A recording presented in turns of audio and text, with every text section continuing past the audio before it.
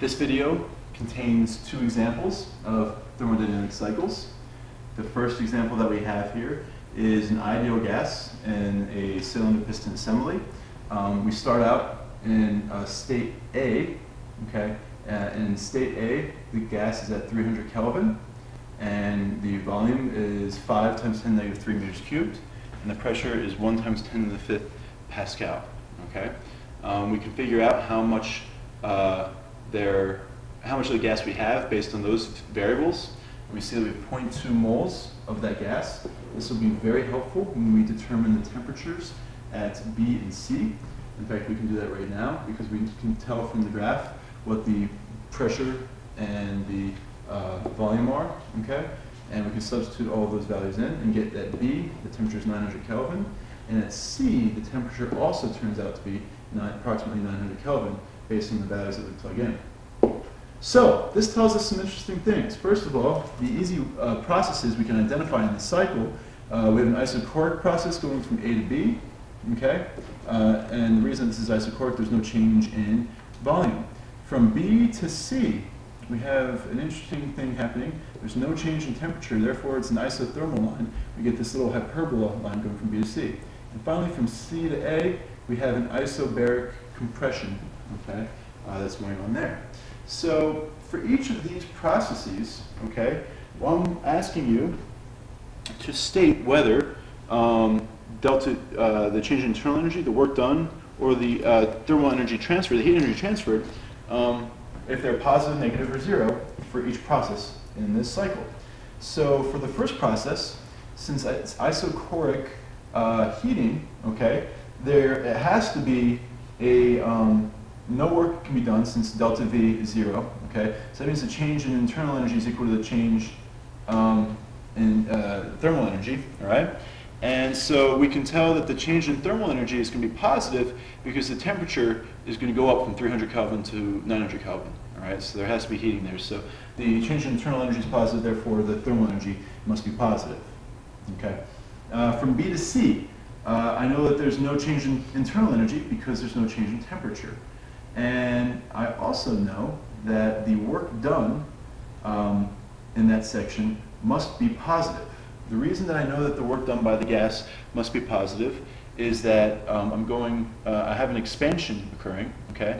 And anytime you have an expansion occurring, work is being done by the gas, okay? So with that positive work, if we look at the equation, the law of first law of thermodynamics, W must be equal to delta Q if delta U is 0. So the change in thermal energy must be positive as well. There must be some heating occurring.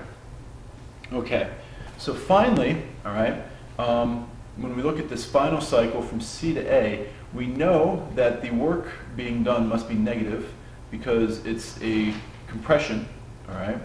And so that's easy to fill in there. And then finally, I know that my change in internal energy is negative.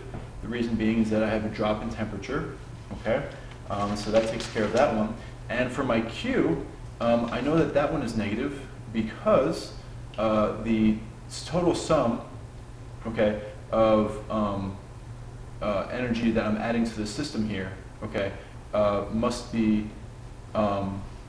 excuse me, the total using the first law of thermodynamics, if I add delta U and W, the first thing that I know is that delta U must be negative, okay, and in order for that to be negative, delta Q must also be much more negative than W. Since W is negative, it's going to end up making it positive, and we still need to have a negative in there to account for how the delta U is negative, all right? I know I explained that in a clumsy way, so one more time, the delta U must be negative, okay? Therefore, since W is negative, this makes this whole term positive, so delta Q must be more negative than W, okay? So, when we look at the entire system, delta U, we know for an ideal gas must be 0. The work done for this entire cycle has to be positive since we have a positive area we're enclosing here, and so therefore we must be adding thermal energy, so that has to be positive for the whole cycle as well, okay? You need to add thermal energy to be able to do work. So let's look at the other example that's there. It says here the internal energy of the gas, okay, changes. This is a continuation of the same example.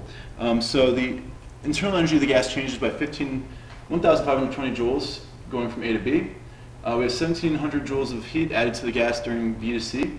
So we need to find delta U, the work, and the thermal energy added for each process and for the entire cycle. All right. So we can easily fill in where we have zeros from the previous table. That's not too hard. If we know that the change of internal energy from A to B is 1520, all right, we know that the change in thermal energy, internal energy must be the same from C to A, okay, to balance that out, to have it equal 0 for the whole cycle. So you can easily fill in this column right here. That's done, all right? You can calculate the change of thermal energy here in process AB, because we know that those two must be equal, all right, from our first law with W being equal to 0. Finally, for process, I believe C to A would be the next thing I would look at, okay? I would look at the work being done as P times delta V, okay? And I can easily solve for that. The reason for that is that I look at the PV diagram, okay, and I can get my values from there. And that's just a simple integral to perform, since you have a rectangle there. It's just negative 1,000 joules, all right? If that's the case, okay, that means that my total work done there, okay, is negative 1,000 joules. My total change in internal energy is negative 1,520 joules. So using my first law, okay, I can solve for the thermal energy added in this process, and it must be negative 2,520 joules. Okay. Now that I've established that, okay, I can go now to process BC. This is the final process that we have. And you can do an integral if you want to calculate the work done getting this area under here, right? That's one way you can go about this. Let's see here. Another way that we can go about this is know that the total thermal energy being added to the gas is given to us, okay? And that must be equal to the work done in that cycle, because the change in internal energy with the isotherm is 0. So we know it's positive 1,700 joules are added, so we can put that there, and therefore we know how much work is done in that point of the cycle. So we add all these up, and we see, luckily, that everything makes sense. The change in thermal energy is equal to the work done by the cycle, and there's no change in internal energy for that cycle, okay? So that's pretty much it. It's just an accounting process and knowing to go from the things that you know that are equal to 0 and the things that are given to you, and looking at the changes in state, looking at delta T, correlating that to delta U, or the change in PV, and correlating that to delta U, of course, or saying that equal to delta U in the equations that we've used. So there are some good practice problems in the textbook. In particular, if you go to section 3.4, let me just get this out right here. There's some good cycles that they go through. Number 13 is a good problem. And let's see here. Yeah, I would say do number 13 as some practice, and also read the section as well.